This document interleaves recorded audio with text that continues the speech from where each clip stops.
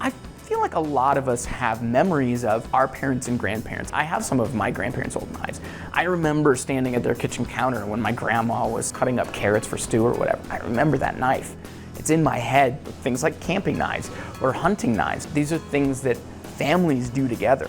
All of that is a kind of memory and nostalgia that I think anybody can just about connect with. And it feels really nice to have a tool that solidifies that connection. From steel blade to wood handle, Eric Eastman makes custom knives by hand at his home workshop in McCordsville, northeast of Indianapolis.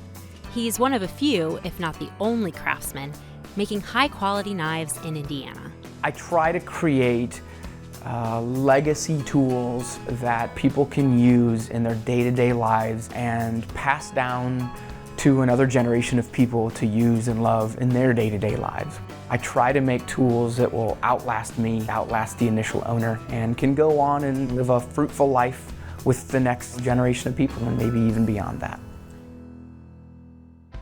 Eric's company is Blaeds, and his signature is pairing top-notch blades with beautiful wood handles. Elegant rosewood, 100-year-old rustic barnwood, wild mesquite burl, and striking zebra wood. Eric uses it all.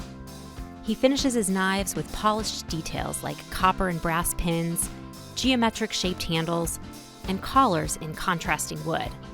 At first glance, they might look too pretty to use, but daily use is exactly what they're meant for. I strive to obviously balance my own sense of aesthetic with the absolute necessity of function. This feels good in my hand, this is well designed, it looks beautiful, this all fits to be a tool that I want to use. As Eric learned to sharpen knives using his grandpa's old oil stone, he came to understand them, and it felt like a natural jump to try his hand at making them.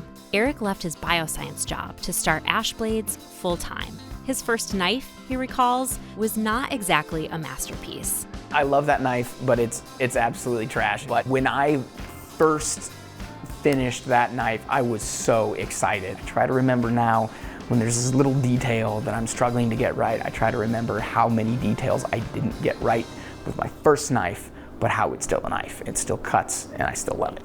Eric makes custom knives for a variety of people, including top Indianapolis chefs at Rook, Milktooth, and Turketti's. Customizing knives actually takes a lot more time. If someone is going to spend the money and I'm going to spend the time, let's make it your knife so that every time you pick that knife up, you have some association with it.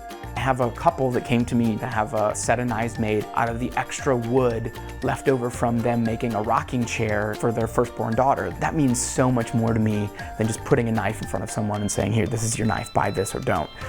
Restorations are another rewarding part of what Eric does.